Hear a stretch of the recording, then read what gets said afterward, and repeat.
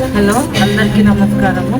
నేను ఈరోజు సింపుల్గా బోటి కూర మీరందరూ ఎలా వండుకోవాలో అలా ఈజీగా చూపించబోతున్నాను. ముందుగా స్టవ్ వెలిగించుకొని కడుక్కున్న బోటీని కుక్కర్లో వేసి పొయ్యి మీద పెట్టుకోవాలి.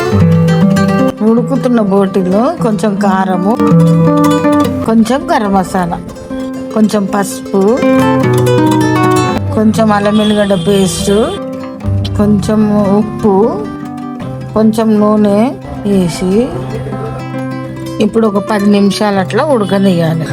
ఉడికిన తర్వాత కొంచెం కొత్తిమీర, కొంచెం 2 టమాటాలు వేసి మూత పెట్టాలి దానికి. ఈ గ్యాప్లో పుంటికూరను శుభ్రం చేసుకొని వేరే బాండీలో పొయ్యి మీద పెట్టుకోవాలి. పొయ్యి మీద పెట్టుకొని బాగా కలపాలి. దాన్ని పచ్చిమిరపకాయలు పుంటికూర ఉడికేంత వరకు కలపాలి.